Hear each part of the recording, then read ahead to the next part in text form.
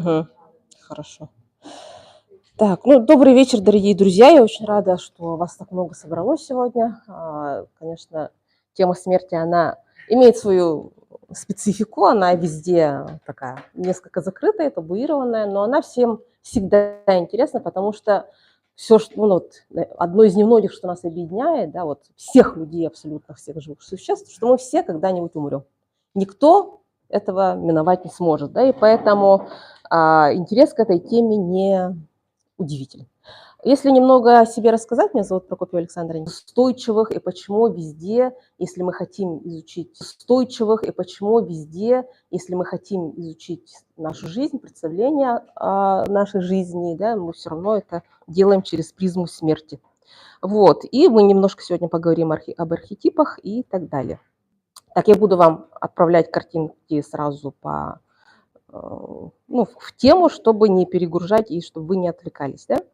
Вот, и, значит, прежде всего это база. Баз, без которых мы не сможем вообще проникнуться, понять эту тему, да, тему смерти, особенно в контексте традиционной якутской культуры. Самая базовое представление – это то, что мир состоит из трех миров. Конечно, эта идея не уникальна только для якутской культуры. Большинство древних, архаичных, традиционных культур все равно придерживаются этой идеи, да, что есть три мира. Верхний мир в нашем случае населен добрыми божествами, и не только добрыми, там есть нижний мир, это ну, преимущественно темные божества, да, но тем не менее там существуют такие нейтральные персонажи, в том числе, например, божество кузнечного дела Кудайбаксы, он живет в нижнем мире. Его нельзя отнести к негативным, да, он занимается своим делом, но он периодически, ну, скажем так, обслуживал духов Нижнего мира в том числе, и так как его работа сопряжена ну, с определенными опасностями и так далее, он обитает вот именно в Нижнем мире, а не в Верхнем. И что тут интересно для нашей вот якутской культуры, да, представления об этих божествах, они довольно архаичные, да, и вот эта архаичность проявляется в том, что они у нас больше очеловечены. Они имеют такие, в старину старались не гневать не только вот нижний мир, но и верхний, лишний раз к себе внимание не привлекать своей слишком красивой дочерью, слишком большим богатством, слишком большой усадьбой и так далее. Да? И поэтому концепция кихисиринен олор, да, это вот не только не делать ничего плохого, но и не быть там чересчур богатым, чересчур успешным, чересчур каким-то таким, чтобы не привлечь ну, верхний мир против себя в том числе. Да? Так, дальше. Кроме этого, второй базой является то, что у человека есть три души по представлениям наших предков. Да? Души эти имели свои названия, и каждая из них исполняла свою функцию, и каждая появлялась у человека в разные моменты. Но самым главным из них является Иякут, да, мать-душа. Это та бессмертная душа, ну, условно бессмертная, которую нам даруют как раз-таки вот светлые верхние божества. Да? Мы все знаем богиню Аигт, да, которая приносит душу. Но она не создает эту душу, она посредник. Ей дают эту душу, дают ей миссию, чтобы она эту душу принесла в средний мир и внедрила в тело сначала мужчины, а потом женщины. Таким образом зарождается эта жизнь. Да? Считалось, ну, по разным скажем так, источником, да, это проявляется в Олонхо чаще всего, но это, помним, как это все-таки устное, такое эпическое творчество, да, это не свод религиозных там представлений, это не книга божественная какая-то, да, это устная традиция, эпическая традиция. Вот, и в ней, например, говорится о том, что Иякут, она изначально некая вот, ну, абсолютно чистая нейтральная субстанция, которая вот хранится в неком каком-то пространстве, да, они все там хранятся, и оттуда периодически по одной там штучке вытаскивают, чтобы спустить в средний мир. Да. Но при этом эта душа, она вот прожив в среднем мире, она должна обратно вернуться. Да. И поэтому по представлениям, опять-таки, наших предков, считалось, что иногда человек может помнить свои прошлые жизни, потому что он здесь уже бывал, эта душа здесь уже бывала. Да. И кроме того, когда вот человек, предназначено вот человеку случиться в среднем мире, у него уже есть написанная некая судьба. Да? И вот эта судьба, она вот начертана, написана на священных столбах Сергия, да, металлических, в других мирах, и вот эта душа должна прожить, человек должен прожить вот эту жизнь. При этом якуты были, я надеюсь, остаются теми людьми, которые не подчинялись полностью судьбе. Да, они все равно пытались это изменить. Есть вот эти понятия джилга, танха, бирге, да, и есть еще понятие джилга и какое второе было, я забыла, которое, в общем, одно это кек, онгу, да, это то, что тебе дано. При этом у тебя есть возможность его переделать, ну, не совершенно вот отходя от этого сценария, да, несколько улучшить, скажем так, прожить жизнь лучше, чем ты мог бы. Ну, либо сделать ее хуже, конечно. Тут зависит от того, насколько вам повезло со всеми остальными наполненностями вашего тела и души, да. Вот, значит, тут якут. Значит, мы с этой душой уже рождаемся. Эта душа у нас появляется еще, когда мы еще даже не зародыши, да, сначала это сперматозоид нашего отца, ну, условно говоря. Вот, дальше потом появляется боркут. И здесь тоже такое объяснение в старину было очень простое, сейчас с этим немножко у нас логика разошлась, ну, в течение нашей жизни. А в старину женщины рожали, стоя на ногах, на корточках, держась за вот того, да, то, что называлось, березку вот эту. И под ней было постелено сено прямо на земляном полу, и ребенок, условно говоря, падал на это сено. Да? И вот при прикосновении тела ребенка с землей, от земли появлялась вот эта буркут, земля, душа. Да? И вот эта душа отвечала за физическое наше тело. Например, в старину верили, что если болит рука, значит дух, злой дух, абага, болезни рути мучает мою буркут, либо забрал вообще, да, если что-то вот совершенно тяжелая какая-то болезнь с этим человеком случилась, физическая, да, там басхон, например, да, вот эти лежачие больные и так далее. И тогда призывали шамана.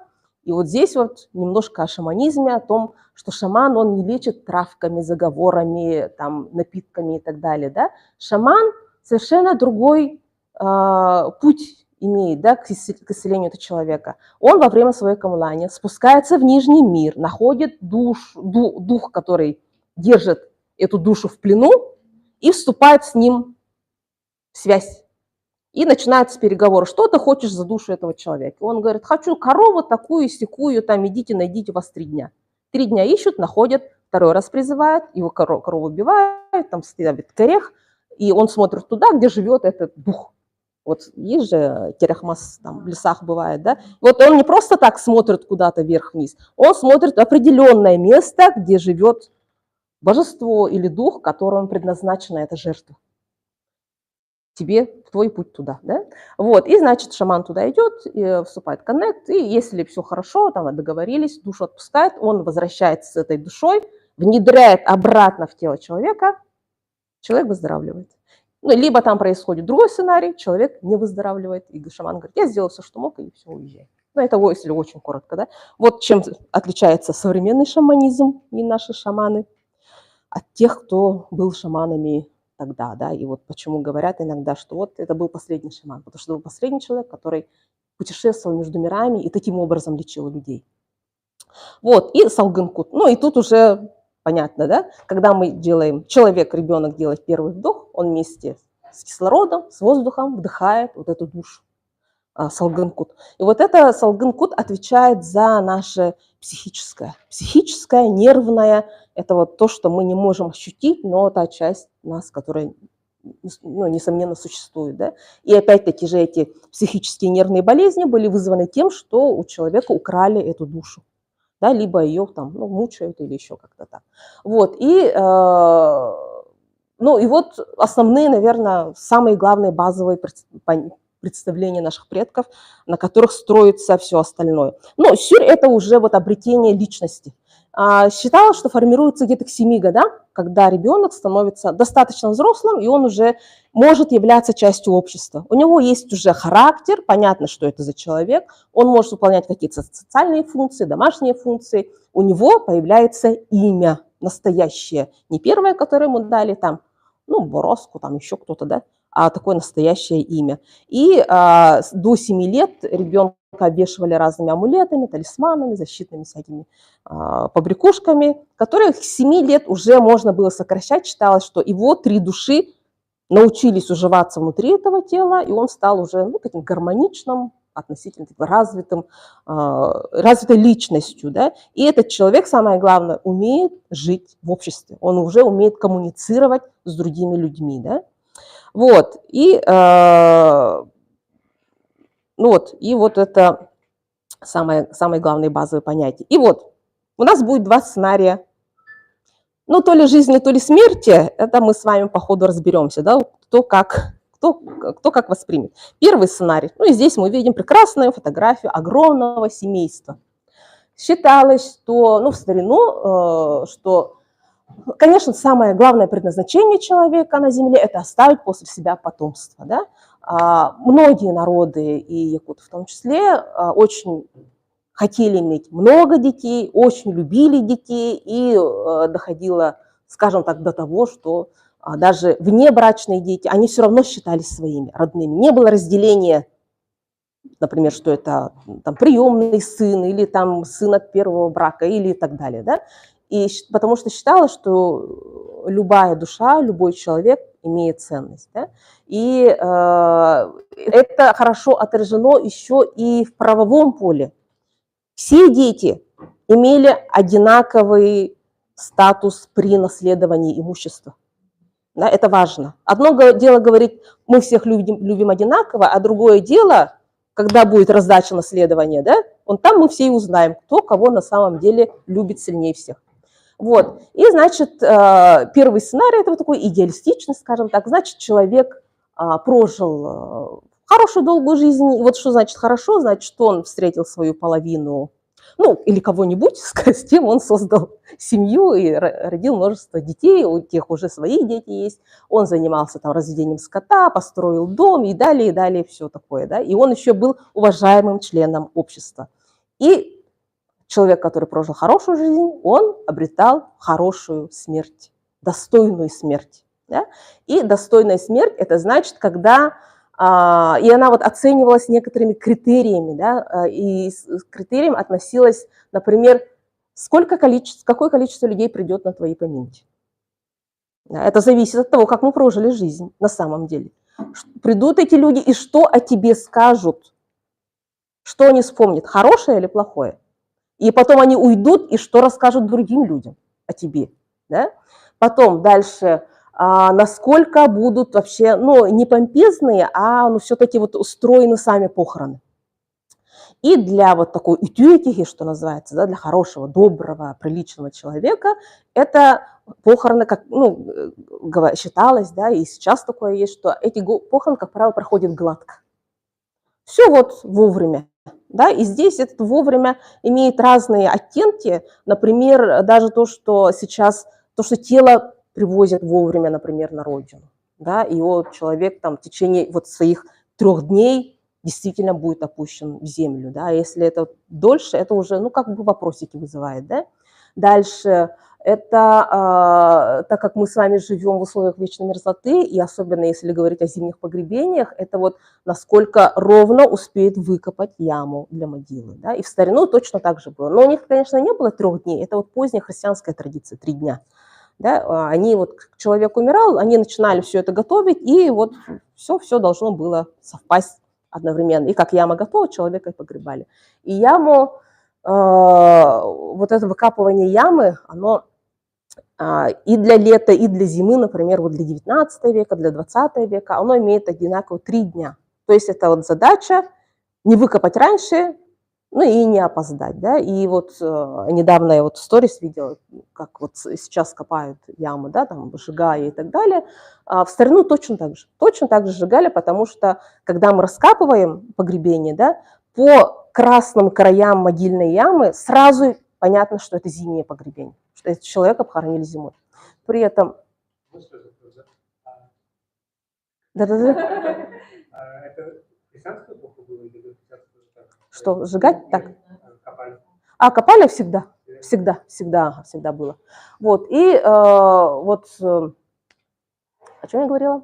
Красная. И вот, и при этом надо сказать, что зимних на самом деле не очень много. В основном это все-таки в теплое время происходившие погребения, и в старину хоронили все-таки на саилыках, на летниках. Потому что именно летняя усадьба считалась основной усадьбой.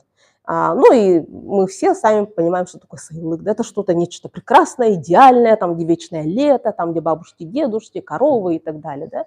И поэтому, видимо, в старину тоже предпочитали, чтобы их хоронили на саилыках. И поэтому есть понятие «отложенное погребение».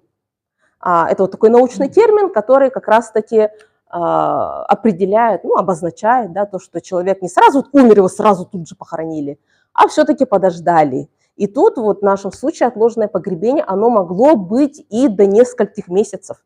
Например, когда человек умер внезапно в январе-феврале у себя на Кыстыке, если это что-то не экстренное, если он не какой-то заразной болезнью, или от чего-то вот, или мучился, страшно умирал и так далее, ну, а просто умер от старости и так далее, да, предпочтительнее было, чтобы подождали, пока земля оттает, перевезли его на саилык и похоронили там, где он хотел лежать. Да? И поэтому, видимо, есть такие рассказы о том, что человек умер, и все покинули юрту, уехали, там, переехали в другую юрту. Да? Такие рассказы раньше тоже были. Да, а он там лежит, его там оставляют. Потом вот возвращаются. Ну, понятно, что его не так вот, как умер, так и оставили. Ну, что-то завернули и так далее, да, и его погрузили там в сани, увезли на саилык, и там его нормально похоронили. О таких вот отложенных погребениях говорит еще тот факт, что иногда мы, археологи, находим внутри надмогильного сооружения, внутри чардата, например, да, на поверхности земли, фрагменты тела. Ну, кости, костные останки, конечно, там не так вот рука лежит. Но бывает, что, как правило, это пальчики. Вот пальчики рук, ног, такие вот маленькие косточки, и, ну, человек вот, ну, гниение, разложение с пальцев начинается, да, быстрее как бы, разрушается, скажем так. И вот, например, помните, был французский фильм «Мумия из края вечной мерзлоты»? В Чуапчинском улусе раскопали вот девушку. Да, ага. Ну, в такой хорошей одежде, да. Если не видели, посмотрите, он где-то есть в интернете точно. Ага. «Мумия из края вечной мерзлоты» называется. Французы снимали, но это вот по материалам Сахо-французской экспедиции, которая здесь работала почти 15 лет, ну, почти 20 даже, да.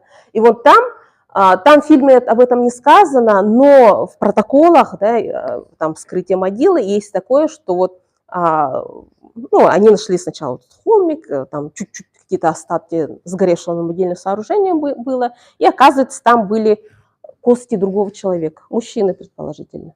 Да? То есть, и тут, скорее всего, человек умер, его временно поместили внутрь надмогильного сооружения этой девушки, потому что, ну, по каким-то причинам он не мог лежать дома. Может, ему негде лежать было, жить было и так далее. Да? И вот там, он там лежал, ждал своего времени, и потом вот случилось то, что должно было, видимо, случиться. Его оттуда достали, унесли и похоронили там, где надо. То есть такие случаи тоже были. То есть это не обязательно вот умер и сразу похоронили. Но это, как правило, такие вот не распространенные, это какие-то вот отдельные случаи, видимо, когда такое бывает. Потом еще было погребение на Чучур-Муране, на нашей любимой сопке.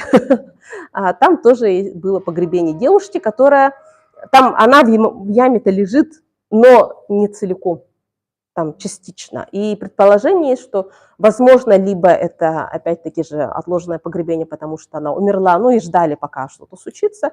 Возможно, ее труп нашли где-то в лесу уже в полуразвалившемся состоянии. Ну, что собрали, то и похоронили. Да? То есть такое тоже может быть. Так что, опять-таки же, здесь вот сама важна идея хорошей смерти и плохой смерти. Да? И вот первый сценарий, хорошая смерть, это когда все так, как нужно.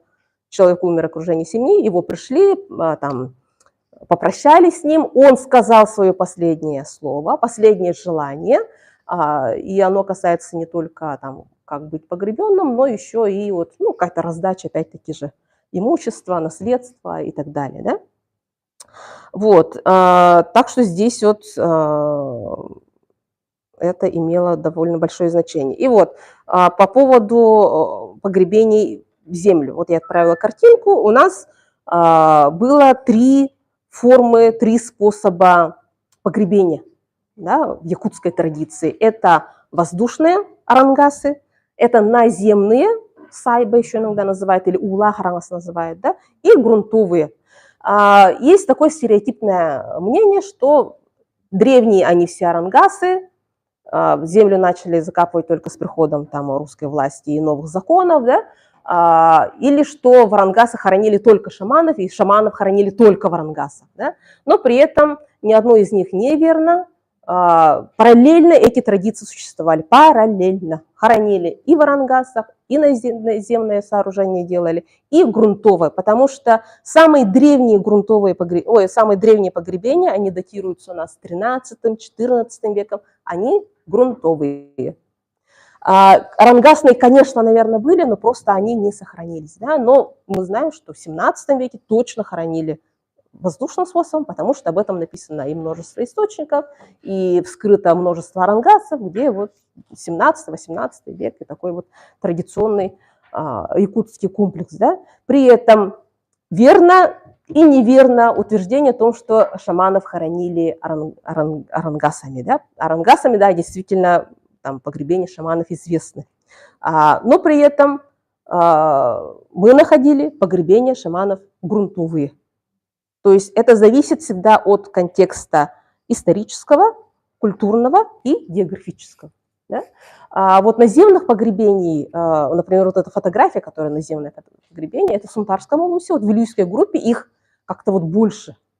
Возможно, они там просто лучше сохранились, потому что, опять-таки же, вот эти прекрасные надмогильные сооружения, они были очень сложные, очень красивые, и они всегда говорили о том, кто здесь лежит. Но не прямым текстом, здесь лежит там Иванов Иван Иванович, да, а о том, что здесь лежит человек, чаще всего мужчина, к сожалению, ну, я имею в виду в таком гендерном плане, да, что это вот властитель этих земель, он тут главный, он доминирующий, поэтому вот он лежит вон там, на самой высокой точке и смотрит на всех вас. Да? Это его земли, мы все его потомки. И он это вот человек, который является вообще, как, легитимизирует ваше здесь нахождение, что вот это земли нашего рода, и вот там вот он лежит, наш предок. Да? Вот это такое некое обозначение принадлежности этих земель определенному роду.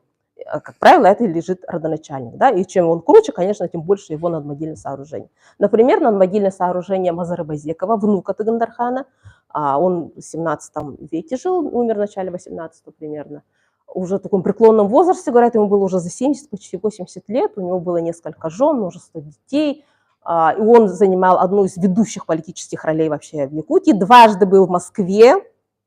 Представьте, в 17 веке дважды побывать в Москве, да? Вот. И его могила находилась на вершине Сопти, там в Хангаласском улусе, и она была видна со всех сторон, со всех точек, она была самой доминирующей. И, например, там скрывали, когда его погребение, вот Гаврил Васильевич Ксенофонтов изучал его погребение в 30-х годах, 33-м даже, если быть точным, то его надмогильное сооружение, чардак, его площадь была, ну, размер точнее, да, 4 на 3 метра. Вот представьте, 4 на 3 метра.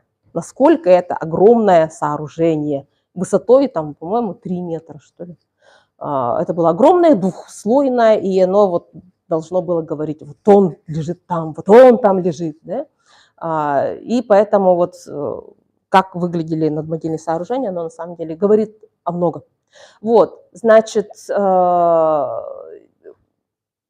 это я к чему вообще начала говорить то, что вот там на Сунтаре лучше сохранилось, здесь хуже, к тому, что здесь 20-е годы, 30-е годы работал такой союз воинствующих безбожников, назывался. Да, это часть коммунистической там, пропаганды и так далее. И они боролись с шаманизмом, с язычеством, с местными религиями, вообще с религиями любыми, с христианством тоже. Да? И в их почему они воинствующие, в их работу, задача еще входило уничтожать эти памятники. Считали, что вот эти шаманские, языческие сооружения, а это, несомненно, языческое сооружение, да, они пропагандируют. вот это мракобесие, суеверие и так далее, а мы должны быть коммунистами и так далее. Да? Вот, и поэтому люди ходили и сжигали памятники. Об этом есть статья Башарина, даже в социалистической Якутии было, о том, что вот давайте не допускать такого разрушения памятников. И поэтому здесь в Центральной Якутии, ближайших вот от Якутска, Улусах, на Слегах и так далее, найти арангасы и такие вот сооружения очень сложно. Они были намеренно уничтожены, намеренно. Да? И вот только какие-то единицы оставались. Где-то в тайге, конечно, стоят, но это то, что осталось, да, то, что сохранилось. Вот, и, как я сказала, это еще и социальная сторона, что я хочу сказать над могильным сооружением, когда я ставлю над могилой своего предка. Да?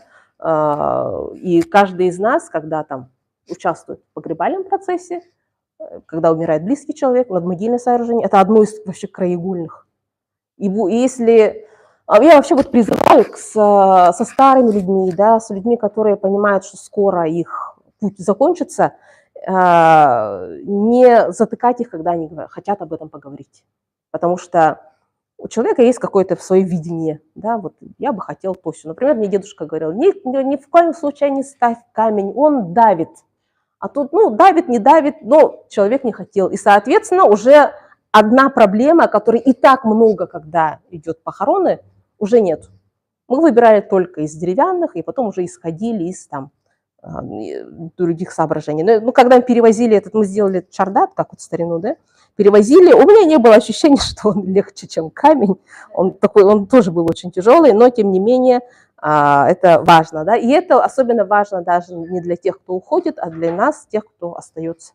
Да, это вот способ последний раз сделать что-то хорошее, то, что как он хотел, и тем самым успокоить себя тоже. Да, поэтому это для нас важно, и поэтому об этом нужно обязательно говорить.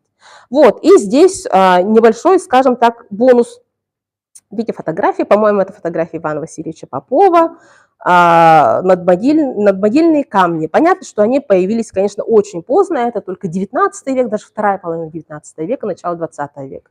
И вот все камни, которые валяются у нас рядом с Якутском, вообще по всей Якутии, все, ну, такие коричневые, такие вот блеклые, вот так они выглядели. Они были цветные, раскрашенные розовым, зеленым, голубым. Вот сама основа белая, и вот эти все херувимчики, и так далее, они все были цветными. И иногда бывает, что если камень упал рано, и вот снизу, если посмотреть, там первоначальный цвет можно увидеть, да. Вот, и вот эти такие кладбища, да, они, вообще вот могильники формируются довольно-таки поздно, только к 18 веку. Большинство погребений 17 века, не говоря уже о 16, 15, 14, они единичные. И, видимо, это связано с образом жизни, да, когда якуты в те времена были еще и вот такими кочевыми, да, они вот Сайлык, Кыстык, тут в Хангаласском живут на 3 года, в Сунтар уехали, потом опять вернулись, потом еще куда-то поехали, между своими землями, довольно далеко друг от друга расположенными, они вот передвигались, да, и, соответственно, не было родовых могильников. А когда вот выходит указ в начале 18 века, что все народы должны стать оседлыми, появляется необходимость формирования могильников. Да, должно быть уже место, куда мы все будем уходить, скажем, там, где мы все будем лежать. Да? И поэтому формируются могильники. Якутские могильники, как правило, находятся на северных террасах аласов, ручьев, рек, на высоких местах, чтобы это не смывало водой. Это было, видимо, важно, потому что вот, ну, по опыту своему, да, видимо, все-таки люди поняли, что там, где омывают, рано или поздно ты выкатишься на всеобщее обозрение, а этого не хотелось бы, поэтому выбирали такие вот довольно-таки стабильные места. К сожалению, это меняется. Я каждый год вижу множество кладбищ, которые смываются ручьями, реками, таянием мерзлоты и так далее, и, к сожалению, некоторые могильники разрушаются. Это такая проблема у нас существует, я думаю, она будет еще больше и больше возникать, к сожалению. Вот, и возвращаясь к тому, что надо прожить хорошую жизнь, чтобы тебе поставили приличное надмогильное сооружение, вот эта картинка, она Это надмогильное сооружение находится на потрясающем, вообще красивом месте на берегу реки Амга. Просто красивое место. Я не с того ракурса сфотографировала, надо было, чтобы была видна река. Но тем не менее. И здесь видно, да, что поставили инородцу ангинского наслега и так далее, там написано. Да? И вот этот памятник полностью сделали, там, отлили там, и так далее, в Иркутске. И из Иркутска везли сюда сколько-то лет. Он невероятно тяжелый. До этого места даже сейчас на машине добраться крайне тяжело, да? Но при этом человек прожил настолько достойную жизнь, что ему прям вот еще тогда, в конце 19 века, издалека привезли, специально заказали, привезли и поставили такое надмогильное сооружение. Так, дальше. И когда человек умирает, мы его хороним, это называется проводить в последний путь. Да? И здесь возникает вопрос. Во-первых, путь куда, но мы об этом еще поговорим. Далеко ли идти, на чем и с кем, буду ли я один. Да? И в старину, опять-таки же, это касается, явно 14 века тоже, потому что там внутри погребения, они практически точно такие же, как там вот дяденька лежит головой на седле, да? Они почти такие же, они не меняются вот с 14 по 18 век, по конец 18 века. И вот практически любой приличный мужчина вот был погребен так. То есть у него есть седло, рядом наверняка у него есть лошадь, там, если ему вообще супер повезло в этой жизни, еще рабыня, либо жена, наверное, да, либо стременной какой-то, еда, множество еды, сменная одежда, сменная обувь и все его личные вещи, такие как вот лук, стрелы, батас, батыя, нож и так далее, да, и еще какой-нибудь любой другой сопроводительный инвентарь. С женскими погребениями немножко по-другому, и здесь тоже, видимо, мы говорим о гендерных различиях. С лошадьми нас хоронили... Лошадь и рабыня. Мы же не считаемся, что мы рабыня, мы-то считаемся крутыми женщинами. Вот, речь о крутых женщинах пока, да? Вот, если я вообще супер-пупер, невероятно крутая женщина, которая вышла замуж за очень крутого мужика и его, видимо, пережила, то есть я вдова, да, то это будут самые богатые женские погребения. Со мной будет лошадь, кнут, символ власти. У женщин кнута не бывает, это только у мужчин бывает, да? И тоже сменная одежда, вот эти беремедей набиды, едой и так далее. То есть оно будет максимально близко к мужскому погребению. То есть мы опять видим вот эту разницу и неравность даже к смерти, подходам смерти, да? Вот. Да, это да. Но, к сожалению, да, женщины, если они рождались нищими, да, вот плохих каких-то сиротами, бездетными, то это и погребения у них будут, к сожалению, очень-очень грустными. Да? Например, вот там вот тушка лошадки лежит такая хорошая, да? Вроде такая лошадка. А на самом деле там подоплека довольно грустная. Рядом с этой лошадкой погребена была женщина, которую похоронили насильно, возможно, живьем. Ее били всю ее жизнь, потому что у нее множество сросшихся костей, множество травм, таких вот именно не так, что она упала лошади, да, а вот именно таких вот мелких, бытовых, скажем так, травм, да, из-за такого домашнего насилия. Сейчас это археология, кстати, тоже очень хорошо определяет. Это последствия боевой травмы, домашнего насилия там, или еще какого-то падения и так далее. Да? Вот. И эта женщина, к сожалению, видимо, была рабыней всю свою жизнь, такой вот, которая постоянно ее, мягко говоря, не уважали. И, скорее всего, там еще несколько погребений, которые еще не раскопано, но одно погребение мужчины там есть, и вероятнее всего, что это ее похоронили, да, чтобы она и в последующей жизни была служанкой. Мектель-кулут это называется. Да? Самая низшая вот в ранге рабов. У них тоже есть свой ранг. Да? Это вот самый-самый низший. Это когда вот нужно лечь на корточки, чтобы об тебя на тле наступили и залезли на эту самую лошадку. Вот. И если посмотреть, сравнить эти два погребения, лошадь похоронена с гораздо большими почестями, чем эта женщина. Вот. И вот с тем примерно определились, да? То есть, если это богатый человек, то с ним кто-то пойдет. Иногда это были богатые, ну, скажем так, не последние люди, старики тоже. У того же Мазары вместе с ним был погребен старик. Например, в предании так написано, что с ним похоронили старика. Рядом с ним на самом деле раскопали старика. И он, ну, не сказать, что он прям нищий, он такой приличный дяденька. Он, видимо, был его родственник, и как-то вот вместе сказали, ну, вот вместе и пойдете. Ага. А вот все насильственные, ну, все парные погребения, если насильственные, ну, вряд ли двое людей одновременно погибают. А вот с рабами они часто происходят, да? Погребений рабов мало. Ага, да, вот если в фольклоре гораздо больше описано. Там вот похоронили того, похоронили с рабом, этого похоронили. Там чуть ли не каждого второго богатого с рабом похоронили. Но археологически это не подтверждается. Это не так вот прям повсеместно было распространено. Возможно, это более такое архаичное, да. Потом, да, вопрос был. А родственники кормили, да? Ну, вот муж, жена, там дети. Нет, таких нету.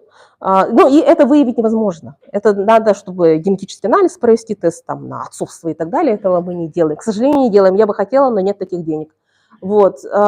И по поводу вот парных погребений, да? Парные погребения бывают, но это люди либо групповые, ну мы до этого дойдем, у меня еще картинка там есть, которые умерли одновременно. А это как бы надо умудриться вместе умереть, чтобы вместе похоронили, это уже другой сценарий, скажем так, да? Вот. И по поводу на чем, вот почему есть лошадка. Если это уважаемый человек, хороший человек, достойный человек, с ним хоронит лошадь. Чтобы он не пешком шел до того мира, чтобы он на лошадке с комфортом. С ним похоронят еще и еду заупокойную, прямо в мешках, там ребрышки. И знаете, что еще показатель оказывается, да, что не просто мясо, а загривок должен быть. Загривок – это самая вкусная часть, считали наши предки, да, у лошади или у коровы, теленка, да. И, соответственно, теперь мы смотрим, тоже считаем, сколько ребрышек положили, какую часть туши лошади положили, да, если это в виде еды. Соответственно, это тоже показывает, насколько человек был, ну, вообще уважаемым в этом обществе, да. Вот, и вот на лошадке, но если нет лошади, либо ты, ну, либо бедный, либо недостаточно хорошо прожил свою жизнь и не очень заслужил, то придется пойти пешком, да, когда-нибудь, да, дойдете. Вот. Дальше. В чем?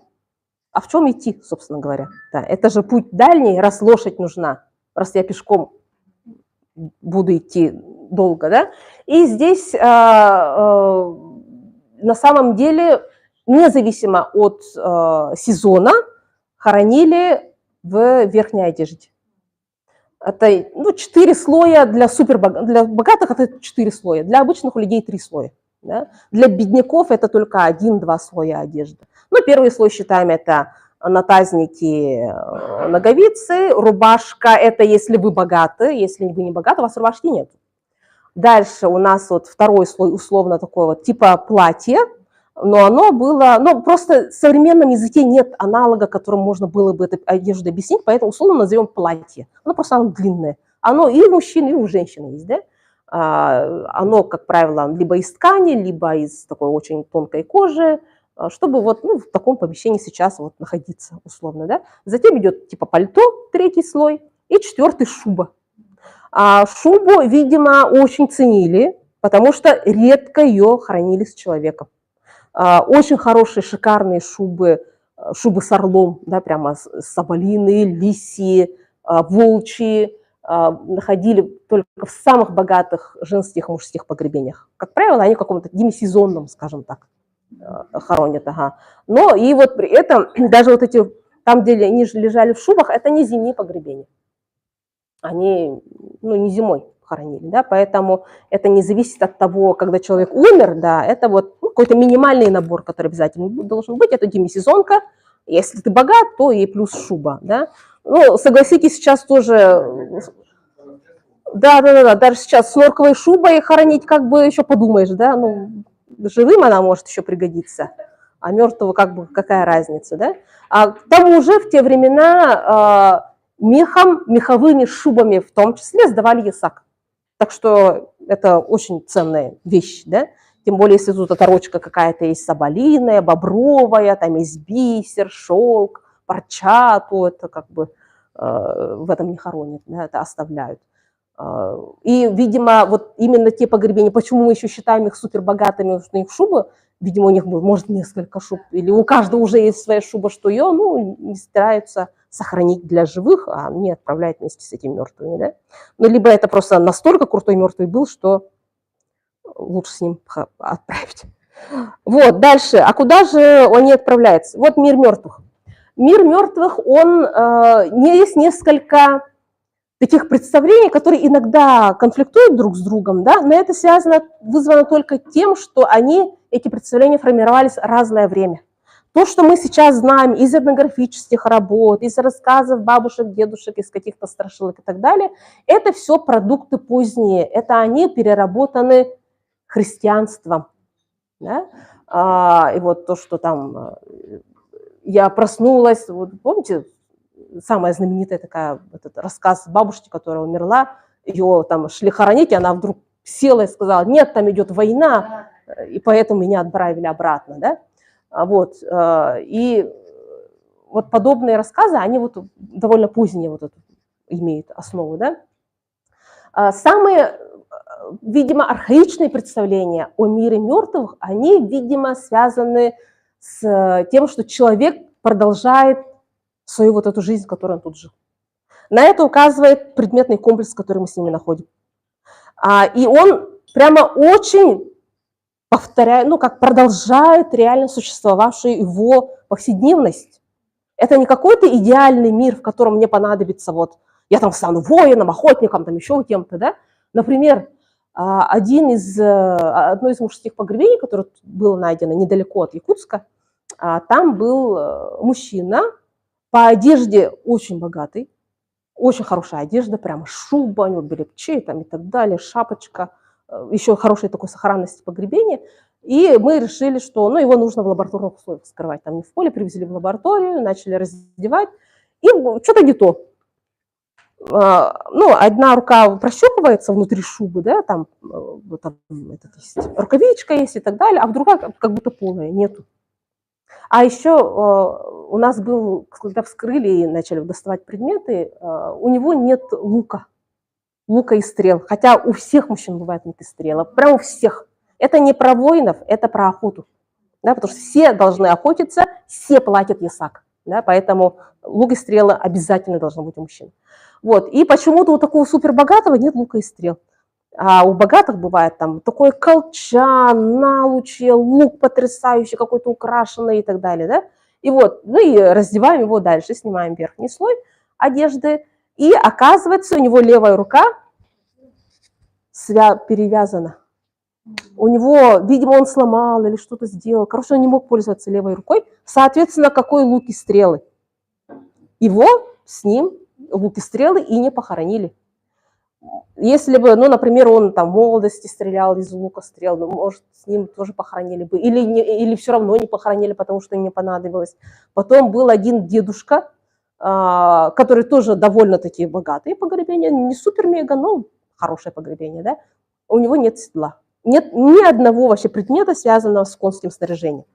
Там бывает хотя бы дела, хотя бы одно стремя добывает у мужчин, да? Как мужчина и без коня. Из приличных мужчин, ладно. Вот.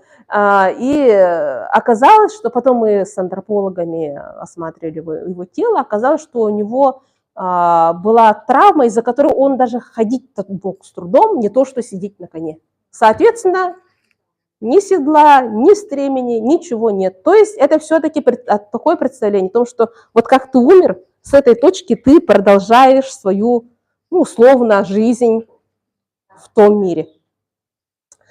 И с этим бьется, например, одна из таких вот легенд. Тоже одно время была довольно популярная, но сейчас я не знаю, насколько там молодежь ее знает, да, о том, как человек попал в другой мир, мир мертвых. Помните?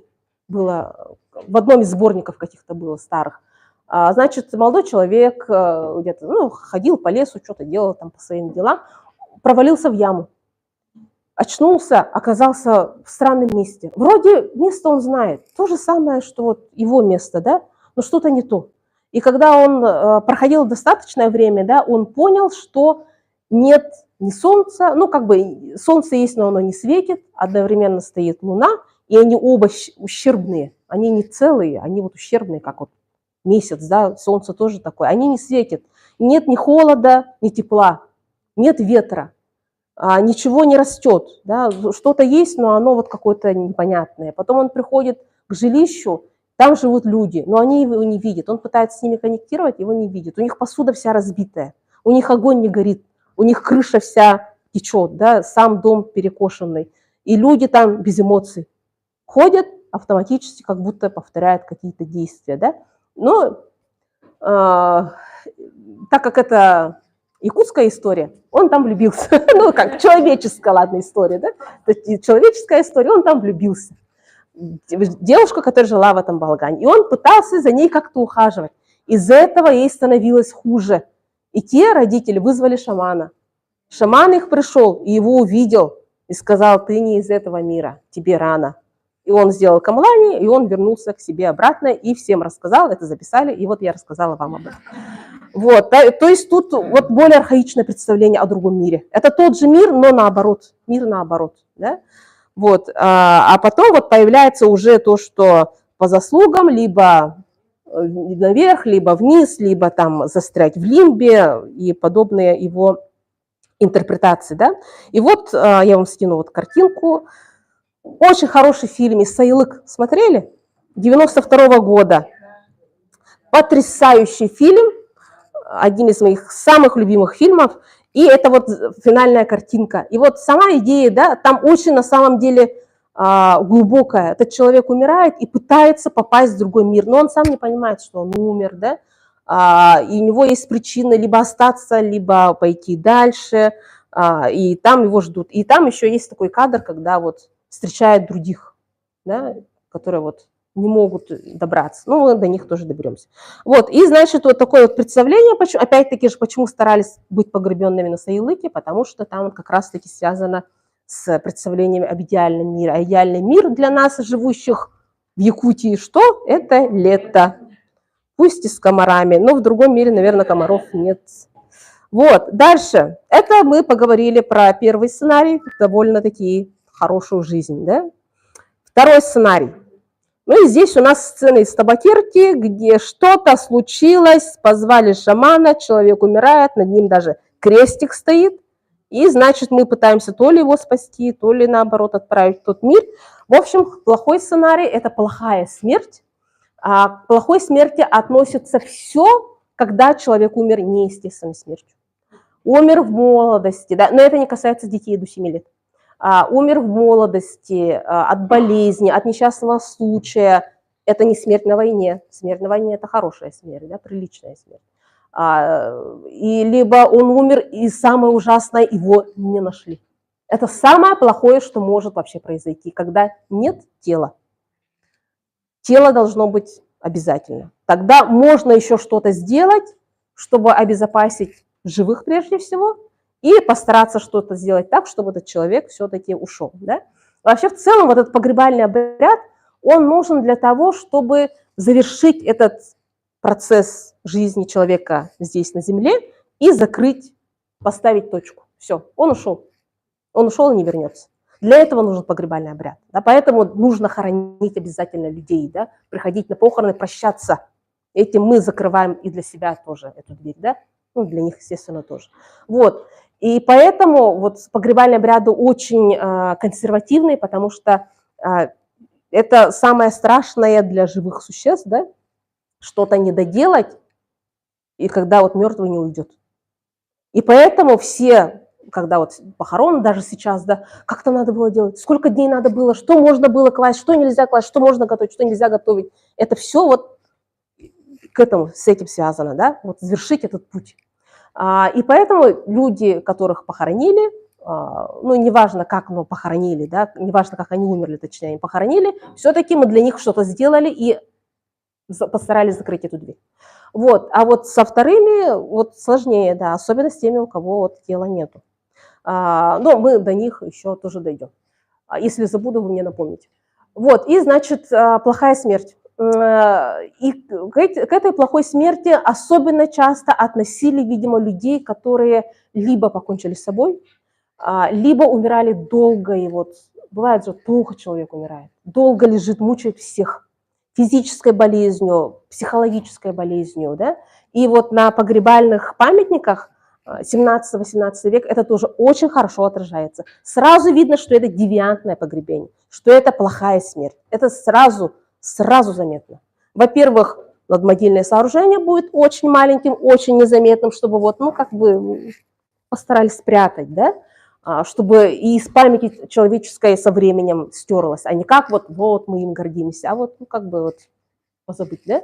Вот, это будут очень такие хаотичные, очень небрежные внутримогильные сооружения, конструкции. Гроб будет не роскошный, хороший, добротный, трехслойный, да, покрытый берестой, там еще шелками и так далее, а такой плохонький, наспех сделанный, даже просто в яме уложенные положит человека и просто закидает его вот другими там бревнами, еще чем-то, и засыпает, и все забудут, да, как страшный сон. Вот. И третий показатель – это обращение с телом. И тут мы переходим к самому главному архетипу смерти – это страх мертвеца. Страх восставшего мертвеца, прежде всего, да, именно восставшего мертвеца.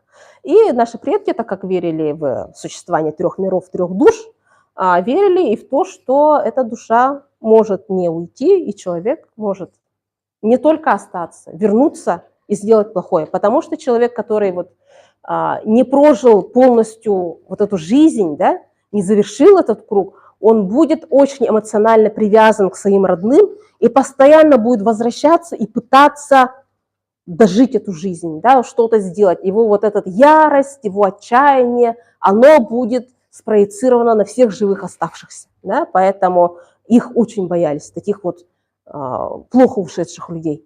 И чтобы этого не допустить что-то предпринять, во-первых, обвязывали веревками тела, в некоторых случаях укладывали лицом вниз, такие погребения мы тоже находили даже 18 века, да, то есть это не поздняя традиция, связанная с суицидниками, да. И еще они будут, им будет придана довольно-таки странная поза. Вот сейчас посмотрите фотографию. Посмотрите фотографию слева. И вот вы там увидите, что это очень небрежная, то ли гроб, то ли не гроб, вообще непонятно, да? Где там стены, крышки там вообще практически не было, это были просто вот уложенные, даже закинутые просто какие-то жердочки, да? И обратите внимание на, на боку, поза на боку бывает, это показатель древности, да? Посмотрите на ее руки, как они вывернуты. Это вот так вот. И оно вот было жестко обвязано, чтобы это была максимально неудобная поза. Да? То есть пытаются придать такую позу, с которой невозможно встать нормально. Не так вот лежишь и встал, да, а вот как максимально неудобную. Она еще обвязана была веревками полностью, эта девушка. При этом это не нищенка, как, например, гроб у нее очень плохой. Такой бывает у таких простых людей, да. У нее потрясающая одежда, такая вышивка, бисерные украшения, множество металлических украшений. Одежда роскошная. И с такой девушкой, если бы она умерла там, при каких-то других обстоятельствах, да, не таких страшных, наверное, я полагаю, что у нее было какое-то там, психическое заболевание, что-то такое, да. С ней мы похоронили множество еще вещей, потому что это богатая. У нее был бы очень хороший гроб, да, надмогильное сооружение было бы. Всего этого девушка была лишена намеренно и обязана. Также бывает так, что сверху кладут еще что-то, вот тело уложили, сверху что-то положили, да, особенно вот на спине был, да, что-то тяжелое. У погребения шаманки оно наземное, То есть тут она еще как бы, тут даже земли нет между нами и нею, да, а тут сразу она лежит. У нее у ног была уложена эта колода для лошадей же бывает, чтобы они не могли ходить, передвигаться. Даже такое. Даже такие символические вещи тоже бывают. И они все должны работать на одно и то же, да, чтобы оно не восстало, чтобы оно не пришло. При этом вот тут опять-таки же, все-таки здесь мы говорим о том, что эти тела, они были, их похоронили, и все это должно их закрыть. Все, они их закрыли. Обвязали, похоронили и так далее. Да, их путь на этом, на Средней Земле для живых, во всяком случае, закончен. Вот.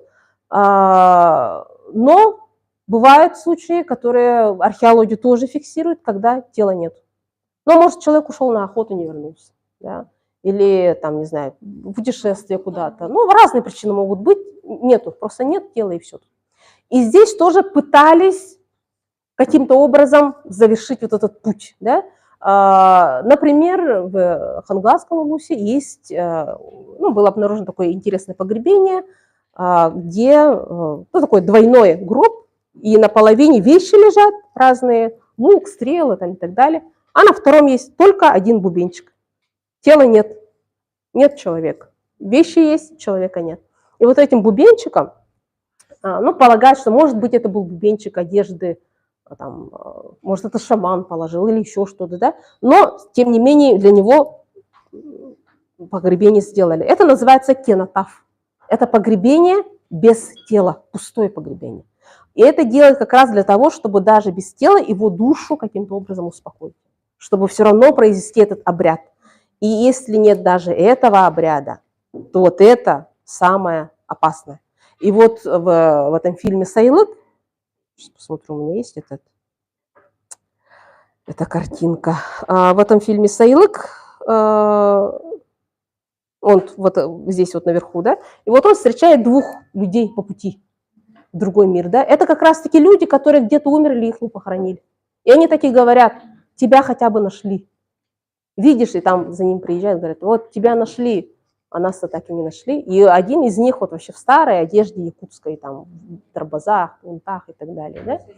Да, это вот, да, те, которых не похоронили. И вот эти люди превращаются в вир.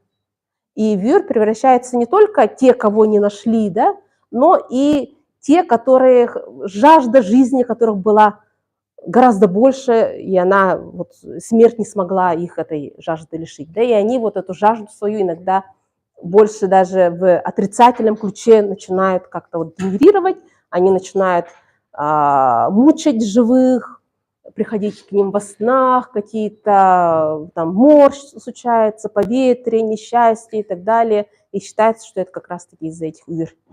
И вот эти вир, там текст, вот, который из книги Кулаковского, что они бывают 3 видов, да, что есть самые крупные, такие как Болгураита, до сих пор известная вир, да, дева-божество, Сугалджетулбанах даже, да, Алтанаита, Бахсаита, вот они очень известные.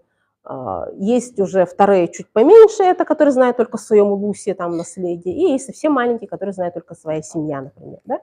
И вот эти вир, неупокоенные души, как они появляются? Это как раз-таки,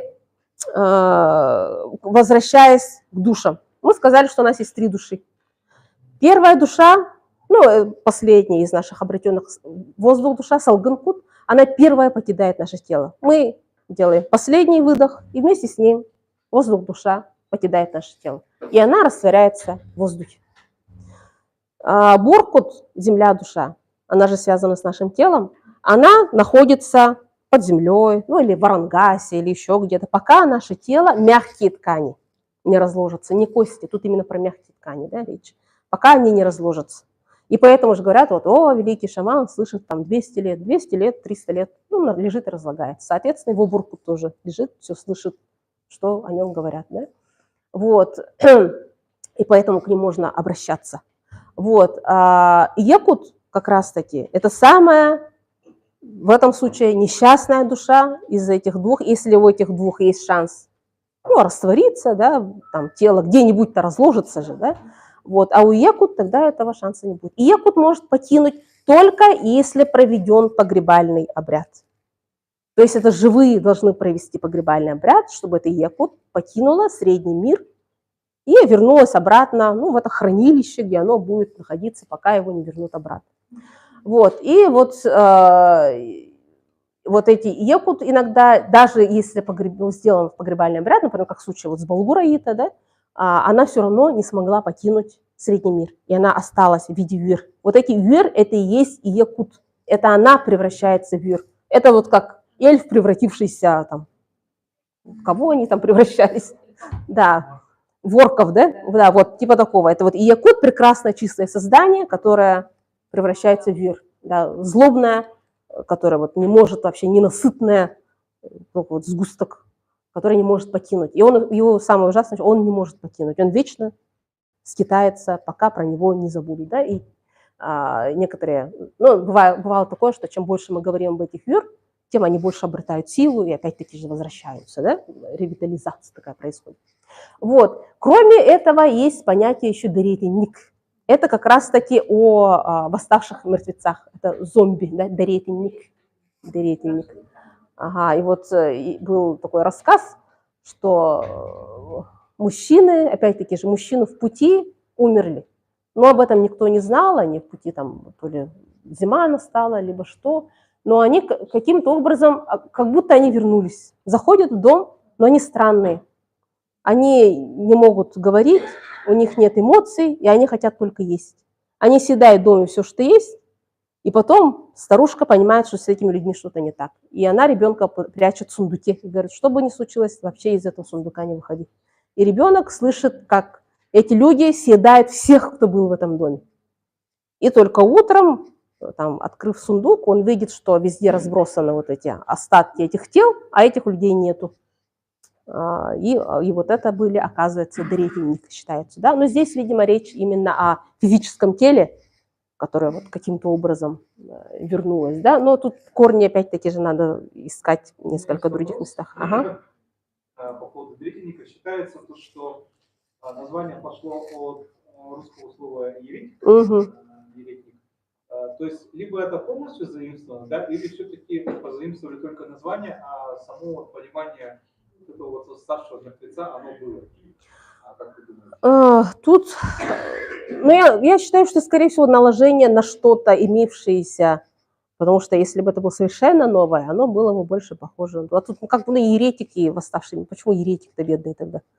Но не совсем же связано, да, это не кальки друг друга. Мне кажется, под свое какое-то имевшееся понятие они переложили название, вероятно.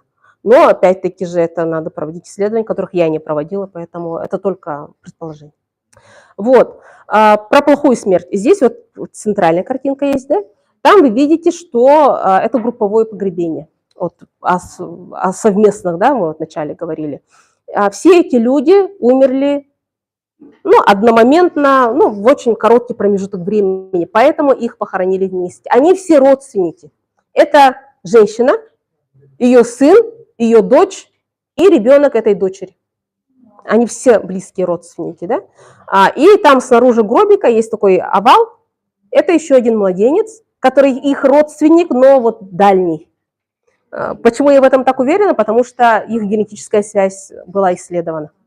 Это вот, да, ага, ДНК-анализ сделали, генетический анализ сделали.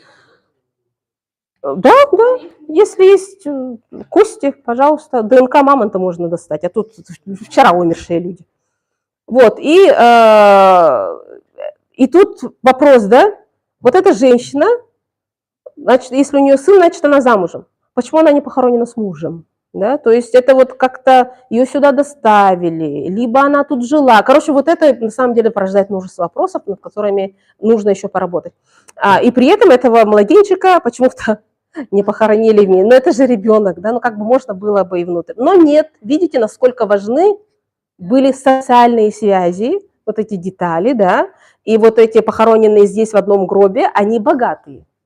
А это какой-то бедный родственничек, видимо, который оказался все-таки недостоин быть похороненным вместе со своими богатыми людьми. Это опять-таки же асоциальная дифференциация общества.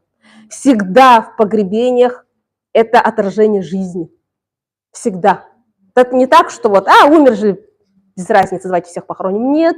тут важные детали. Как они общались, когда были живы, они также тут и похоронены. Это была какая-то болезнь вирусного характера. Ну, они одновременно только. Ну, одно время, да. Ага, одно время. Потому что если бы они умерли там в отдалении друг от друга, да, в отдаленном времени, их бы вместе не похоронили. Это какая-то эпидемия, видимо, была, они все вместе одно время умерли. Нет, это не проказа при этом, потому что изучали. Это как раз-таки вирусологи изучали. Это и не оспа, это что-то типа гриппа, потому что у них у всех в легких что-то, какие-то изменения тканей и так далее. Может, коронавирус. Вот, и при этом посмотрите на фотографию справа, да? Здесь уже у нас кремация. Это женщина, ну, уже в возрасте женщина. Ее кремировали. И опять-таки же, а почему ее кремировали, да, встает вопрос. И, скорее всего, она тоже была подвержена какой-то болезни заразной. Есть сведения о том, что когда человек так умирал, его сжигали. Ну, опять-таки же, из каких-то своих санитарных представлений. Кремации встречаются, да. Есть очень древние, там 14, ну, в нашем понимании, 14-15 века кремации. В одном могильнике аж, по-моему, 3 кремации было, либо элементов кремации. Ну, встречаются, да. Нет, 3 кремированных, имеется в виду. Да. Ну, потому что, чтобы сжечь человека полностью, нужно 5 тонн дров. У них таких дров, видимо, не было. И здесь вот изучали, опять-таки же, вот степень воздействия огня на тело, да, и решили, что, вероятнее всего, женщина была сожжена в другом месте, ее потом сюда перенесли, но ее и не пытались сжечь полностью. Сожгли именно, ну, даже, можно сказать, следили за тем, чтобы сожглись вот эти мягкие ткани. Ну, чисто вот кожа, да, потому что она не полностью сожжена. Ну, как мы тут узнаем-то никак? Мы же только кости видим сожженные. Да, ага. Да, не-не-не. Вот, в одном из погребений вот подросток, да, супербогатый, какой-то значимый подросток, у него в ногах кремированный человек, и при этом вот этого человека кремировали именно по-настоящему. Там вот даже кость, когда вот трогаешь, она в пепел превращается. И она еще не просто, и вот индусы как сжигают, да, вот вообще как кремация настоящая происходит, это же не просто там, и даже в наших крематориях, да, не просто там в печку засунули, ты весь такой равномерно, хорошенький такой превратился в уголечек, да. Нет, это лопатами все вот разбивают кости, дробят, и этого человека точно так же раздробили. Ну, я не знаю, как именно в нашем крематории, но крематорий, да, это чтобы вот так вот очень хорошенько, как в фильмах, превратиться в пепел, это фильм. Реальность, она не такая. Там все гораздо жестче. Но сейчас, возможно, технологии все-таки шагнули вперед, возможно, сейчас можно превратиться сразу так в уголечек, но не знаю. Вот, дальше. Возвращаясь к Юр и к Якут, да? Вот, иногда делали так, чтобы намеренно, чтобы эта душа Якут не уходила. Иногда это намеренный процесс, потому что люди были слишком привязаны к умершим. Например, вот эта куколка слева, которая хранится в музее имени Ярославского, до недавнего времени выставлялась, сейчас уже исчезла, к сожалению, да? Да, вот она, я не знаю, там, может, сохранность плохая, ага. Она долго же висела. Ее даже известно, как сделали, да? Потому что нашли ее довольно-таки рано, когда можно было застать людей, которые помнили вообще, как она появилась, да? В одной семье постоянно умирали дети, и вот родилась, ну, видимо, последняя девочка, ее очень любили, ее звали Туллук, но, к сожалению, девочка к 5 годам тоже умерла, и все, это был последний ребенок. И отец настолько сильно горевал, что вызвал шамана, чтобы ее душу заключили в эту тюктюе. Вот это тюктюе называется. Кыстара называется, тюктюе называют. Ага. Не обязательно, но иногда делали, да. Волосы, кажется, делали. Вот. Ну, в нашем случае там частей тела, насколько я знаю, нет. Ага. И вот шаман во время обряда ее душу запирает внутри этой куклы. Вот эта кукла находилась в самом почетном месте, ее кормили, поили, с ней разговаривали, ее укладывали спать и так далее. В общем, обращались как к своим ребенком. Но это вот опять-таки же способы переживания горя. Да? Тут у них, в этой семье был такой способ. И вот ее так и нашли вот на макице балагана, видимо, семья уже умерла, а куколка осталась. И вот ее сдали в музей. Вот, а вторая куколка очень похожа, да? Да. Вот это уже тоже тюктюе, это вместилище души, вот тюктюе, если сказать, это вместилище души, да? А вот эта куколка была обнаружена в погребении шаманки. Чья душа, тут уже вопрос, конечно, да? Чью душу с ней похоронили, то ли это ее душу внедрили, то ли кого-то там из ее родных, то ли это то, что она с собой-то всегда таскала, да черт ее знает. Вот, но опять-таки стилистически они очень похожи. Да? И тут у нее был конский волос сзади, бубенчик был и так далее, и такие вот лицо и так далее, очень похоже. И вот в некоторых групповых могилах, то есть групповые имеется в виду, вот как в предыдущем случае, умершие какой-то плохой смертью одномоментно, да, от болезни, иногда встречаются такие куколки. Это, видимо, еще и дух болезни. Не обязательно душа человека, это еще и дух болезни может быть заключенный. Например, горшочек находили, да, в Хангаласском улусе с изображением лица. Там глаза, рот, и он был закрытый, да, и туда тоже в такие горшочки замуровывали дух болезни, чтобы прекратить эту болезнь, да, ну, как чаша Аладдина, скажем так, лампа Аладдина. И вот есть такие групповые тюктюе, это вот рисунок справа, вы видите, здесь аж 5 человек нарисованы. Да, то есть тут душа 5 человек. И вот это тюктюе уже тоже хранилось дома.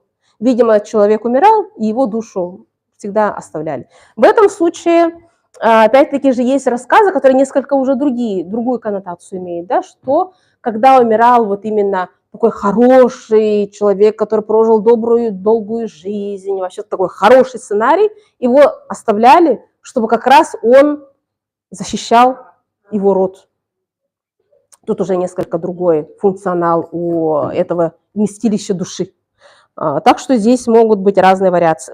Это к тому, что мы очень много на самом деле о наших предках не знаем. Вот, и возвращаясь к нашей современности, так как я изучаю кладбища не только древние, но и современные, встречаются разные. Вот на фотографии вы видите современные, да? Но там сзади, там, где голова коня, это все-таки старые погребения, да, вот над могилки видно, что это, ну, начало 20 века, конец 19, начало 20-го. Вот, и вот на дереве голова коня. И до сих пор люди оставляют свое, ну, не завещание, а свое последнее слово, говорят, чтобы с ним похоронили их любимых лошадей. Мне за последний год дважды или трижды обращались с таким вопросом. Вот как нам быть? Человек сказал, да, чтобы с ним похоронили его коня. Вот что нам делать? Ну, надо лошадь отвезти к могиле и у могилы, да, если прям трушно сделать, да, но можно и в отведенном месте, конечно, тоже можно это сделать. И главное донести конечности и голову, и рядом с могилой установить. Ну, такое довольно распространенное, да, есть, бывает, встречается. Вот, и здесь вот фотография справа, это как раз надмогилка рядом с этим деревом. Здесь погребен ус, и, видимо, это было его последнее желание. У него и чардак такой аутентичный, как вы видите, да? При этом есть веночки все равно современные, такой вот очень и современность, и традиции так сплелись, да, и голова лошади. И что интересно, это не санкционированное кладбище, это Алас. А в таких местах, по идее, хоронить нельзя. Этого я не знаю. Как они похоронили? Скорее всего, это все-таки село, и там бывает, что люди на что-то закрывают глаза. Да? Администрация, может, даже и вообще не знает, где он похоронен, да, там на кладбище, не на кладбище и так далее. Это нельзя по санитарным, эпидемиологическим. Не знаю. Я такой кейс еще не встречала. Встречу, в следующий раз расскажу. Но да, ага. Да. Таких кладбищ на самом деле много. Ну, таких вот погребений, где вот особенно старые саилыки и, видимо, вот бабушки и дедушки, которые там выросли, чаще всего хотят там же быть похороненными, и поэтому там бывают свежие могилки с этими, ну, с дедушками, бабушками бывают.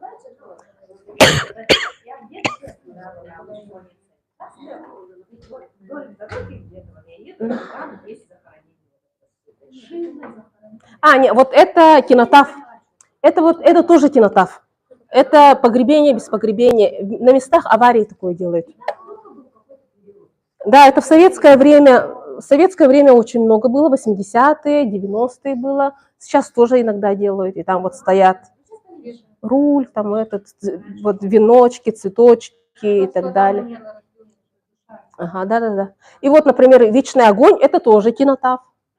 Они все относятся к кинотафам, но некоторые вот появляются стихийно, какие-то под религиозными убеждениями, какие-то политическими и так далее. Да?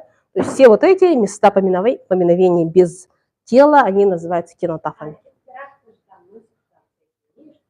Да, это тоже относится к кинотафам. У них ориентация головы в какую сторону была? Было какое-то север, запад? Ну, чаще всего это бывает ногами на восток, головой на запад, чтобы восходящее солнце вот освещало тебя. Да? Но оно соответствует христианской традиции тоже. Но в наших случаях, якутских, да, языческих, дохристианских, всегда есть отклонение от точного вот восток-запад, потому что их хоронят не по направлению света, а по направлению террасы. По направлению террасы. Ну вот направление вот Чучур-Маранской террасы, например. Оно оттуда туда направлено, да? Вот так и похоронят. У него будет чуть-чуть отклонение, его так похоронят. С севера на юг будет похоронить с севера на юг. Река куда течет, или там озеро как расположено. Так как они наши всегда... Да, всегда по местности, именно по направлению террасы. Вот чаще всего на северной стороне же хоронят, а северная сторона всегда направлена с запада на восток, ну, с востока на запад. Соответственно, человек и так тоже будет лежать. Но когда вот именно стоишь над погребением вот с компасом, да, потому что нам это тоже надо зафиксировать, оно всегда вот бывает там севера, там восток, и как-то так вот. Ровно бывает редко, ровно вот христианские. Прям ровно, четко лежат всегда. Вот, Аллас, не важно, всегда очень четко лежат по ориентации. И поэтому мы такие не копаем.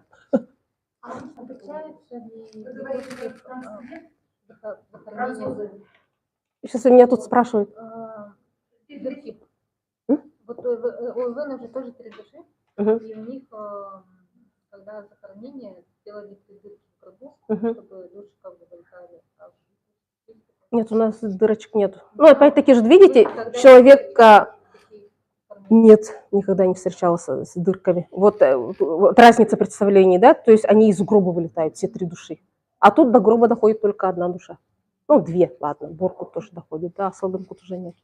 И отверстий никогда не бывает. Бывают березка бывает установлена на крышку гроба, по которой вот, ну, типа душа должна выбраться из гроба. Но это одна из интерпретаций, но насколько она верна. Срублено. Веточка такая маленькая. А вас там что спрашивали? Я хотела спросить, раз вы археолог и все раскопки как бы через вас, да? Согласовывали французы, которые как 15 века, Джорджинска или в Миконе, например, они вытаскивали, я знаю, 3 тела сразу. Были они похоронены по отдельности, там была как бы в одежде девушка похоронена, и 2 как бы, ну, как охранники такие. Эти тела не вернулись. Было такое, что там 3 года да? Ну, что-то вышло, и люди умирали. Это было рядом с трассой, как бы машины, там это. Ну, и по обряду уже современного шамана, там, Александра Булан, как бы туда их отправили. Ну, а тела-то не вернулись. И как быть в таком случае? Ну, тут никак не быть, потому что, во-первых, Во Францию, за границу тела никто никогда не вывозит. Это страшная бюрократическая система, и вообще вывозить тело за границу, тем более археологическое, запрещено законом. Эти тела все хранятся в институтах, в научных учреждениях, либо в музеях, потому что это археологический материал. Оно перестает быть телом, когда это тело раскопано археологом. Это археологический материал, и он подлежит хранению вечному либо в музее, либо в каких-то невероятных случаях перезахоронению. Но это бывает крайне редко. Вот, поэтому здесь, ну, либо вот люди, если очень верят, позвать шамана провести обряд, да? Но, опять-таки же, обряд для этих людей уже был проведен, когда их похоронили. Все. И они все ушли, их нету. А когда вот сейчас вот археологи приезжают, раскапывают, потом говорят, ой, раскопали, потом все начали пить, курить, умирать и так далее, это перекладывание ответственности на мертвых. Люди давным-давно прожили свою жизнь, они умерли, там, плохой или хорошей смертью, но на них перекладывать ответственность за действия сейчас живущих, я считаю, так не нужно. Никто там людям, ну, это когда несчастный случай, это как бы несчастный случай, да, а люди начали пить, ну, как бы, а когда они переставали пить? А что вот это Юр приходит и в горло человеку вливает алкоголь, да? Нет же. Это осознанный выбор живого человека. То есть местные никогда не сопротивлялись? Сопротивлялись, конечно, сопротивляются, но опять-таки же тут зависит от, опять-таки же, от контекста, скажем так, да, от коннекта с местными. А есть, например, опять-таки, пример, который привожу постоянно, Хангаласский улус. Это улус, который лучше всего взаимодействует с археологами, потому что там, с 19 века там постоянно перед ними ездят и что-то копают. Да? И поэтому Хангаласский улус, у него самая хорошо изученная история. Их легенды – это не легенды, это исторический факт. Люди, о которых они говорят, там похоронен Мазыр Базеков, мы его раскопали, да, доказали, что это Мазыр Базеков. Улуса Наслига, который запрещает раскопки, для них это все просто рассказ. Умрут старики, все, истории у них не будет. Археология, вот заканчивая мысль свою скажу, да, археология, она служит как раз-таки доказательством нашей истории. Она доказывает, что вся наша история – это реальность, а не наша выдумка, а не сказки там, да, придуманные какими-то там древними людьми, необразованными. Мало ли, что вы там рассказываете, да? Нет. Наши рассказы все имеют свою историческую основу, и она доказывается археологией. И только археологией, к сожалению, потому что письменности у народов, которые здесь жили, не было, во всяком случае, в таком масштабе, чтобы оно фиксировало все исторические процессы. И поэтому, чтобы доказать нашу историю, узаконить ее, надо заниматься археологией. Это вот единственный шанс, к сожалению. Почему нашли? Бюст же есть. Да, еще в 60-х или в 70-х.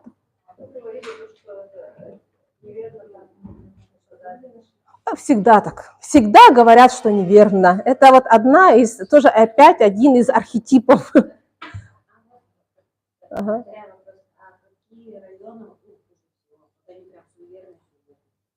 Верхневилюйский. Потому что, например, в Чурапчинском улусе на данный момент зафиксировано около 50 погребений, наверное. Да? Это если учесть, что всего погребений около 400. Примерно 50 в Чурапчинском улусе. Сколько погребений в Верхневилюйском? 2. Да. И то это муж и жена. Ну, то, что там в свое время, там, в 60-е годы было раскопано 2, значимых погребений, все. Соответственно, вот, да, там вот эти 2 человека жили, они вот жили так примерно, наверное. А так, если чтобы сказать, что еще там, что и была какая-то традиция и так далее, это нужна статистика. Невозможно на 5-6 могилах делать статистику, тем более на такой огромной территории. 400 это звучит как будто много. На самом деле нет. Если поделить это на 14-16 века, из них это 40 примерно погребений, да, в лучшем случае, где 30 чем-то, наверное. 17 век – это еще около сотни погребений, ну и примерно 150 остается на 18 век. Поделим это на всю территорию Якутии, на все возраста поделим на детские, взрослые, старшие, на мужские и женские, и сколько останется в каждой группе погребений. Например, детских могил, да, всего-всего-всего изученных археологически, прям описательно, не просто, там лежит могила, да, а просто вот зафиксированных. Таких могил, наверное, ну штук 20. То есть о детской смерти, соответственно, об их жизни мы знаем только на материалах 20 могил. Женских могил, я вот диссертацию у меня по женским могилам, да, всего по всей Якутии 160. Исходя только из 160 женщин, которые жили с 14 по конец 18 века, я могу что-то говорить о женщинах. Разве это много? Это катастрофически мало. И поэтому на самом деле это большая проблема. Такая огромная территория и очень мало памятников на самом деле у нас. Да? У меня вот такой вопрос. А самое древнее погребение это в каком устье и когда, какого века было найдено? Самое древнее, это атласовский человек, 12-13 век, насколько я помню, датируется. Ну, скажем, 13, ладно, не будем там сильно удревняться, да, 13. Это вот город Якутск. Потом атласовское погребение, это 14 век примерно, это тоже город Якутск. Погребение 15-14 века примерно воинов очень хорошее есть. Это Чурапчинский, Татинский, по-моему. Мальчик 15 века, Хангаласском мусе. Все. И два древних есть в Сунтарском. 13 век, там уже это тоже якутская культура, да? Ну, мы не можем сказать, считали они вообще себя якутами и так далее, да, но по вещевому комплексу они вот, не идентичны, но связь, она есть, да. Такая. В каком плане? Технологию знаете? ДНК-тест, чтобы на какой вопрос ответить?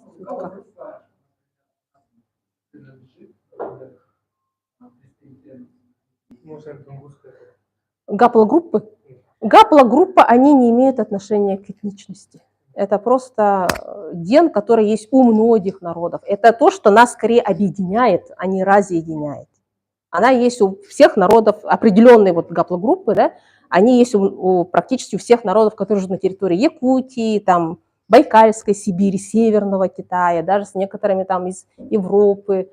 Переоценивать генетику тут не надо. Это один из инструментов. И только комплексно изучая, можно ответить на какой-то вопрос. Это язык, генетику, материальную культуру, там, представления какие-то религиозные. Только в КП можно говорить об этносе. А так сдать анализ и сказать, там, я якут или не якут, это... А вы как предполагаете, 12 века якутский? Прото-якутским я бы их назвала, да, прото-якутским. Потому что мы не знаем, на каком языке они говорили, как они говорили вообще. Их слишком мало. Будет больше, можем говорить увереннее. Ага. Самое возрастное, какое было там 70 лет? Около 80 бывают. 80. Да. Ага. То есть люди здесь долгожители были, да? Да, ага, да. Их не очень много, конечно, но есть.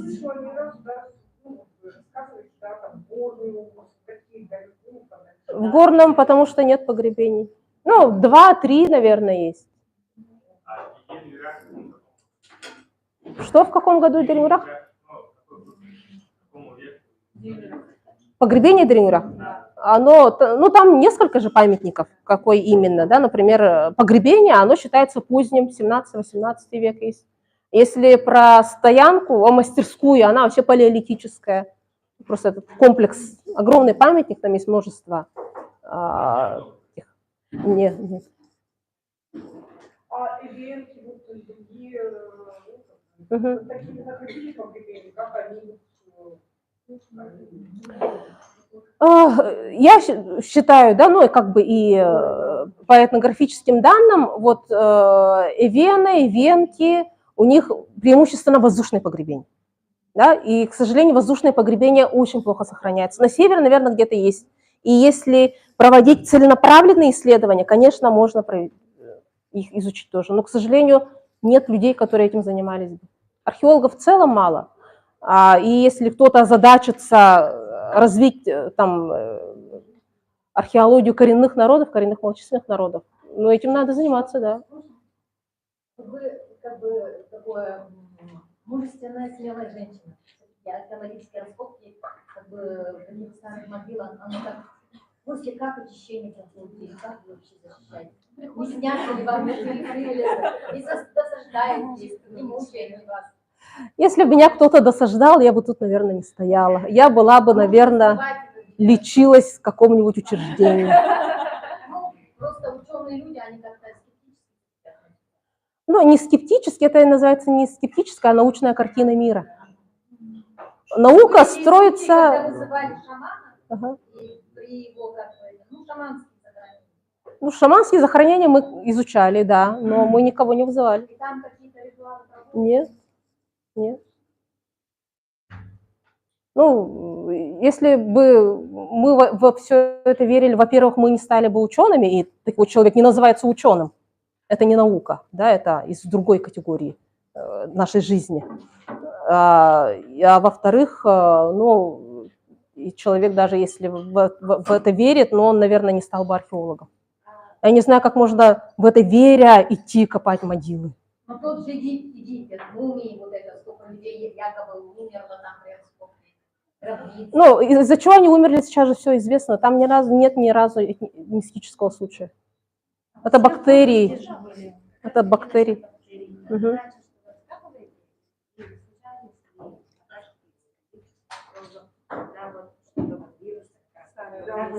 Ну вот у египетских было, да. Просто это должно быть такая вот среда, где бактерии прямо вот размножаются, вирусы, и еще и сохраняются, да, а потом оно внезапно открывается, концентрированно человек это вдыхает. Тогда да.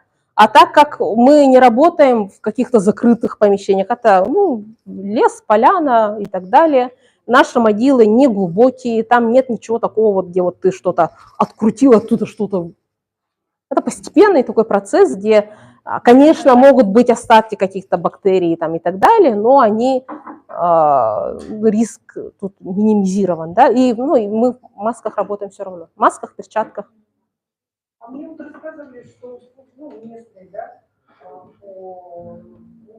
раньше, да, через 3 года на кладбище уже не ходили, да?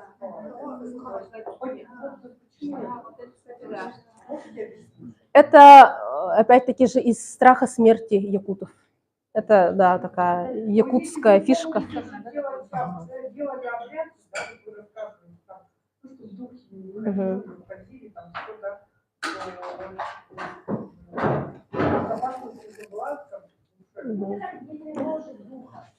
Да, 3 года дается для того, чтобы мы... 3 года дается для того, чтобы мы закрыли вот его путь. Да? За 3 года мы должны построить ограду туда-сюда, вот весь памятник надмогильный, и все. И на этом мы с ним попрощались. Поэтому не ходили. Зачем ходить, чтобы что? А 3 года, вот этот срок, 9 дней, 40 дней, 3 года, это все из христианства, это не якутское, это из христианства. Ну, у нас, конечно, якутская культура несколько под своей интерпретацией, но истоки здесь христианские, да. А в старину и даже 3 года не ходили. Они вот, построили это надмогильное сооружение там через год, через 50 дней. Потому что, опять-таки же, только тело, все. Вот зачем ходить? Чтобы что сделать? Поэтому они не ходили. Зачем им? У них вот чисто поминовать, нет было такой традиции поминовения. Надобности, не было вот этой части постпогребального обряда. Ее нету, поэтому и не ходили. Для них вот построили над могилку, похоронили, все. На этом все закончилось. Это скорее вопрос, почему мы ходим после, а не почему они не ходили. Ну, могу чуть-чуть добавить. Скорее всего, после Хадиджи это возникло, потому что следствие уже христианской культуры, то есть там уже была традиция действительно там ухаживать за могилами и так далее, потому что это было связано с тем, что верили потом во всеобщее воскрешение по истечению как бы определенного времени во время страшного суда. То есть поэтому была традиция следить за могилами, там, пускай там бабушка, прабабушка, там прапрабабушка, если была такая возможность, то за могилами ухаживали. Вот, ну как так, небольшая ремарка. Еще вопросы есть? Да. Сейчас, например, традиция не же меняется, например, и многие люди все равно уходят, и когда люди уходят, например, люди провожают этого человека, а потом приходит какой-то старец и говорит, что вы неправильно говорите. Как вот это сохранить, как это, например, передать вот это знание? Потому что же многие не знают, как это. Я, например, сейчас по этой теме. Тут по поводу сохранять, во-первых, это нужно поддерживать связь поколений, разговаривать про это, да, не боясь. Вот табуированная тема, она вот быстро забывается, да, а тут надо говорить об этом. Ну и, конечно, тут культурный контекст нам не то, чтобы прямо это позволяет, у нас это нужно преодоление вот этого, но тем не менее, мне кажется, об этом как-то вот, ну, например, в поле тоже собираю данные по погребениям, современному погребальному обряду тоже, но это никогда не бывает специальный разговор. Вот я к вам пришла такая умная, да, и давайте расскажите. Нет, это всегда вот индивидуально очень. По пути куда-то, например. Мне очень интересные вещи рассказал один дедушка, когда мы просто ехали за хлебом. Вот что-то там, вот видишь этого человека, у него же сын умер там когда-то и так далее. И потом вот потихоньку начинаешь чуть-чуть там спрашивать, вообще вот можно спросить или не можно, это же надо чувствовать. И тут, во-первых, если это чисто исследовательская сторона, то тут нужен опыт, наверное, да, постоянное нарабатывание опыта. А если просто чисто человеческая, как традиция, это вот поддерживание устной традиции. Именно разговаривать со старшими, спрашивать. Ну вот у них иногда бывает такое вот, что-то щелкает, и она начинает говорить. И вот этот момент надо поймать. Я помню, с мамой разговаривала, я говорю, классно, можно подешевле. Я бы не хотела, чтобы меня такой момент. Я говорю, так, 3 дня надо. Да не обязательно 3 дня. Я говорю, хорошо, прям на 3 дня. Я начала, да, не надо приглашать новых людей, там, это вот дедушки мне там представят, а не надо, то есть у нее вообще другое. Да, ну тут, да, и тут очень все индивидуально. Это очень деликатный, очень интимный вопрос, к которому тоже нужно как-то вот подступиться очень мягко. И тут, с одной стороны, люди хотят об этом говорить, с другой стороны, им страшно. Просто в нашем представлении, что если мы будем говорить о смерти, она как будто услышит и придет. Да? Но надо понимать, что смерть придет в любом случае. И лучше об этом поговорить и сделать то, как человек это хотел бы, чтобы успокоить и его, и себя, окружающих, и так спокойнее всем. Потому что это не зависит от того, там, говорим, не говорим, мы все равно все умрем когда-нибудь.